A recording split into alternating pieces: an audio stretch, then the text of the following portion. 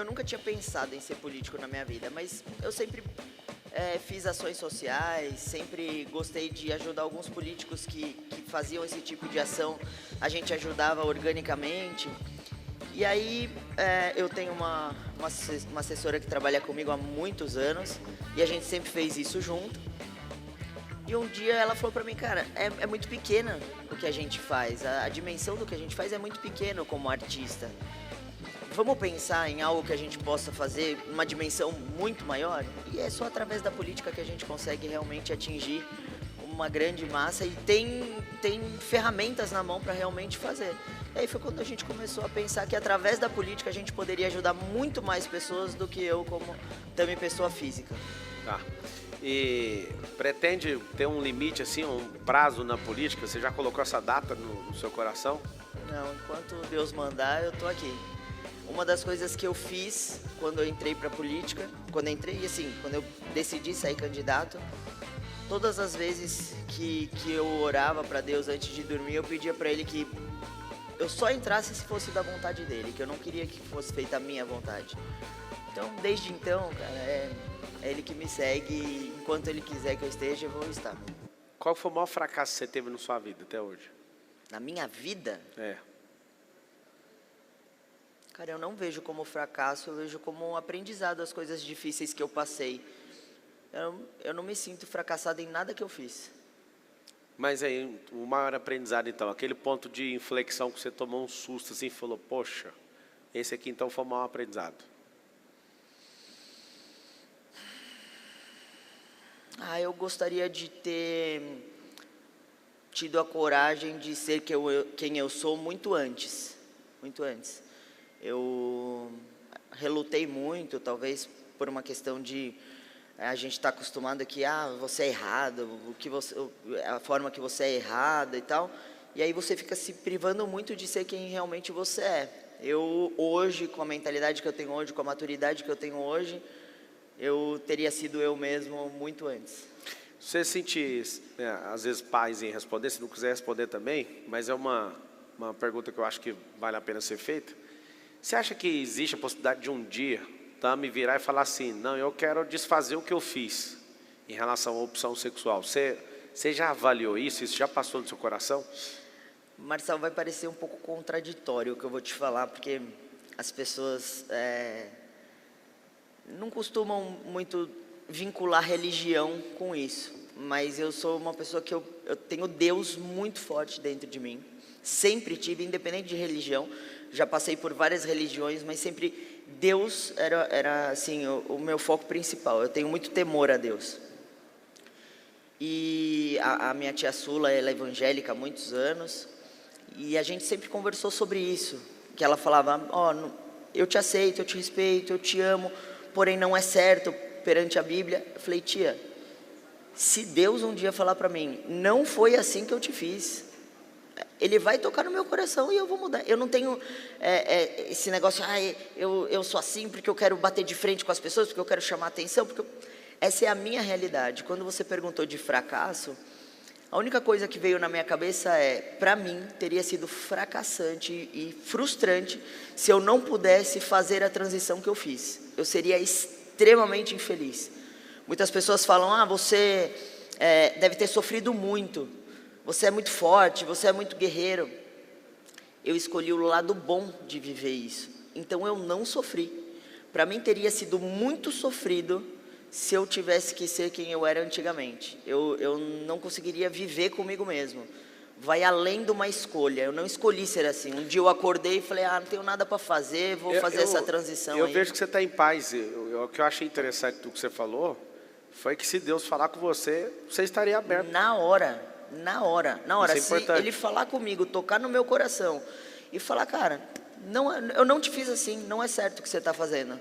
Eu vejo, na hora. Eu vejo que esse ponto em comum que a gente tem de amar a Deus e tudo, eu acho que foi isso que aproximou a gente, né? Uhum. Qual foi a primeira vez que você viu um vídeo meu, que você conectou ali, começou a me seguir? Eu também te sigo, né? Eu vejo que você faz um trabalho brilhante ali em São Paulo, depois Obrigado. Eu quero te perguntar sobre isso. O que foi assim que você viu? Eu vou seguir esse cara. O que veio na sua cabeça? Primeiro, eu acho você um cara extremamente inteligente. Segundo, eu acho que você fala coisas que todo mundo pensa, mas não tem coragem de falar. Tem medo ou do cancelamento, tem medo...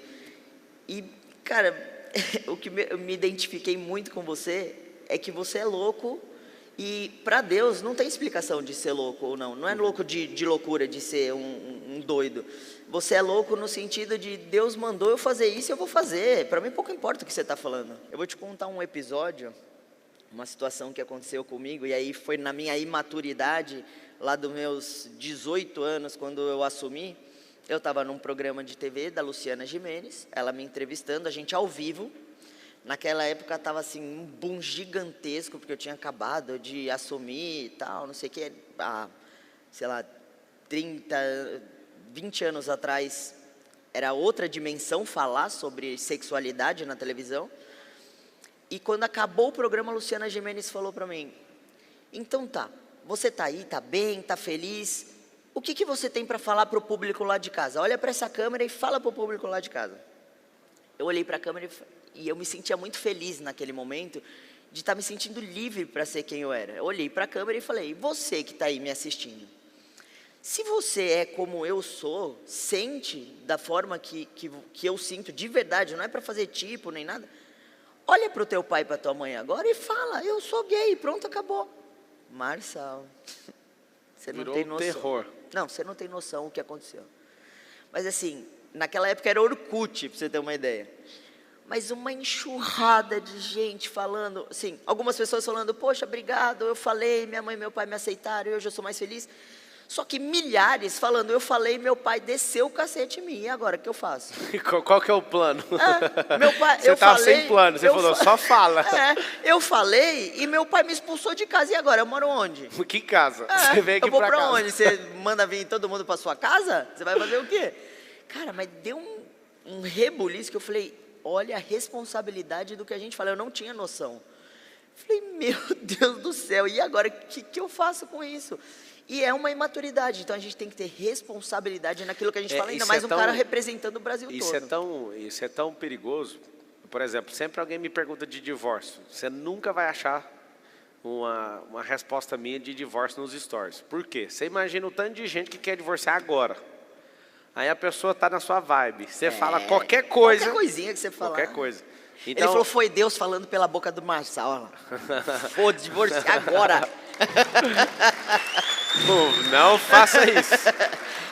Eu tenho o maior cuidado. Tem alguns assuntos que eu também seleciono e falo, cara, isso aqui é só num ambiente fechado, sem uma câmera, porque tem muita gente. Se eu falo, eu vou treinar, eu vou comer diferente, as pessoas vão, cara. Se eu falar, não, eu vou fazer um jejum, é um monte de gente, cara, eu estou fazendo o mesmo jejum.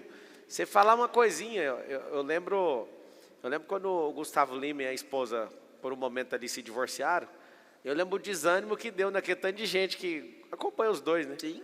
Mano, cara top desse, uma mulher top dessa, esses dois largaram, aí você dá aquela olhada dentro de casa, você fala, o que eu vou fazer?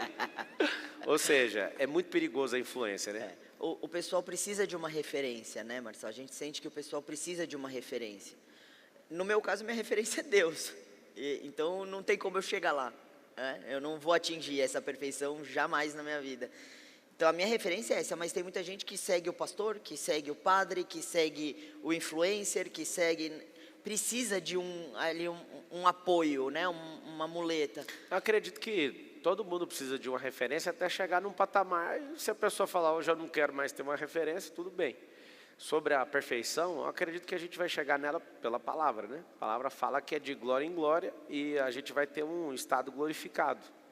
Que é o quê? É quando o nosso corpo, com a nossa alma e o nosso espírito, no final de todas as coisas, vai juntar essa glorificação e não vai ter mais pecado. A Bíblia ensina isso. Então, vai chegar esse dia. Mas daí eu já estou lá perto do Pai. E vai acontecer essa chamada glorificação, tanto do corpo, a alma e o espírito, em um só, assim, que é o que vai fazer a gente entrar na próxima dimensão.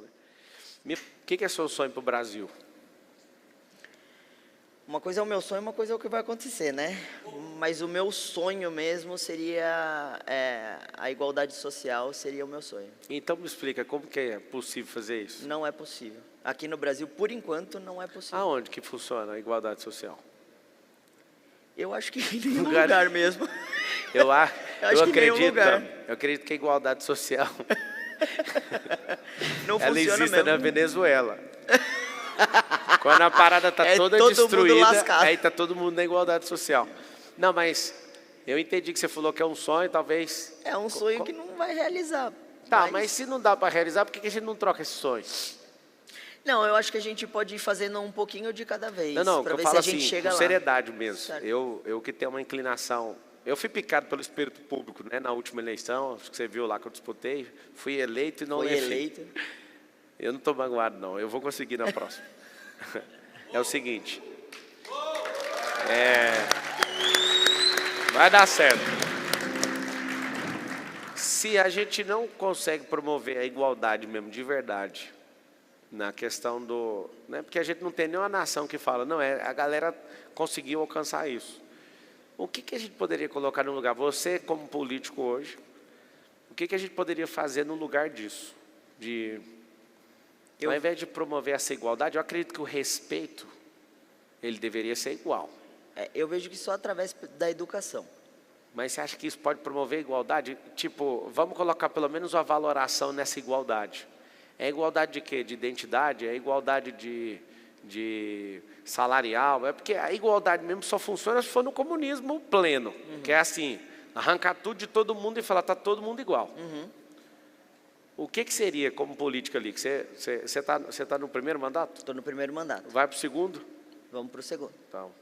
Se o povo quiser, né? Só se o povo quiser. Senão... Então vamos lá. Supondo que a gente tecnicamente não tem igualdade, que eu acredito que não tem, a não ser se for todo mundo na extrema pobreza. Eu também acredito que não tem como estar na extrema riqueza todo mundo junto. Porque não faz sentido da matemática. Pelo que a gente deveria lutar então? Então, eu acredito que pela educação. Porque através da educação, mesmo que a gente não tenha a igualdade financeira, mas se você tem educação, é completamente diferente, Marçal. Eu vou dar um exemplo ali, quando a gente viaja para os Estados Unidos. Tem muita gente que vai aqui, que pega o carrinho de supermercado, estou falando uma coisa besta, tá? Você pega o carrinho de supermercado, bota as compras no seu carro, deixa o carrinho lá, pega teu carro e vaza. Lá todo mundo pega o carrinho, vai lá e coloca no lugarzinho. Pô, por que toda vez que... Eu vou falar do brasileiro, não vou falar de outras pessoas. Mas por que toda vez que o brasileiro vai para fora do Brasil, ele cumpre as regras que estão lá? Quando chega aqui... O stop, né? Todo mundo para no stop. Aqui ninguém para. Aqui ninguém para. Eu acho que se escrever stop no chão, o povo para. Não para. Para. Não para. Para porque vai falar, tá em inglês. Nem assim. Mas, não, eu fico extremamente indignado de ver essa cena. Quem nunca foi nos Estados Unidos, vocês têm que saber disso. Tem lá assim uma encruzilhada, né? E você tem a ordem de chegada, né? É aqui, ó. Esse carro chegou primeiro, ele para. Esse aqui chega depois. Esse aqui não avança, esse aqui sai. Se tiver 300 carros para cada lado, eles acertam direitinho. Eles prestam atenção. Um por um sai. Aí você fala, não, eu fui lá e não vi. É porque era brasileiro que estava dirigindo lá. É verdade. É verdade. É verdade. É verdade. Não, alguém tinha que... Você podia ajudar a gente. Você é vereador de São Paulo. Você tinha que ajudar a gente a trazer pelo menos aquela que quando a gente freia no sinaleiro, a deixar a direita livre igual nos Estados Unidos, cara. É uma boa. Cara, só de deixar esse negócio, lá o sinal fechado, você pode chegar à direita, você é obrigado a parar. Olha, se couber o carro, você pode virar à direita. A direita é sempre livre, mesmo sempre com o livre. sinal fechado. A direita é sempre livre, a política... Né?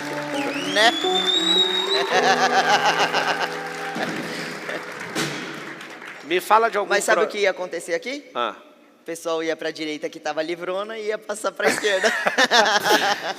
Por isso que eu digo que temos que começar pela educação. A gente precisa se educar, não tem jeito. Não, o negócio é educação. Uma coisa que eu sonho, esse é um sonho agora, de ver em São Paulo e no Brasil inteiro, né, que a lei 9.503 de 97, deve ser o CTB, o Código de Trânsito Brasileiro. Eu sou jurista também. Fala se o cara não é um gênio. A lei 420, B30... Não, eu lembro de algumas. Eu tinha um projeto de decorar todas as principais leis, aí um dia a professora me bloqueou, acabou comigo. Você tem computador, você não tem que fazer isso. Eu falei, você tem inveja que sua memória é ruim. Eu tenho um sonho. Esse sonho só foi... Por exemplo, a gente acabou de falar de trânsito. É porque a gente foi para os Estados Unidos e conheceu ali os Estados Unidos do jeito que é, né? A galera respeita mesmo. Pra você ter uma noção, nos Estados Unidos, eu passei uma vergonha na porta de casa lá. Tem casa em Orlando. E aí um casal estava atravessando na rua sem ser na faixa. Se um pedestre tocar na rua, você tem que parar o carro. Tem que parar o carro. Se o ônibus escolar parar e abrir uma placa, se você ultrapassar o ônibus, Vixe. a polícia te prende. É. É uma coisa grave lá, grave. Você tem que E tomar se muito você cuidado. está andando no carro com o seu filho fora da cadeirinha e a polícia te para, você perde o seu filho, a guarda do teu filho ali. Não é que você vai perder para sempre, mas eles levam para um lugar que fala que você não tem responsabilidade de andar com o teu filho. Não, o negócio é assustador. É surreal. Assustador, e o povo respeita. E aí, eu assim, recém-chegado ali na vizinhança, estou indo no meu carrinho de golfe, falei, a pessoa não está saindo na faixa, mano, você é louco, não vou parar nunca. Esse povo acabou comigo. E aí, assim, eles são muito enjoados. Ou seja, a educação realmente muda o mundo. Molda o mundo também. Molda o mundo. Na Itália...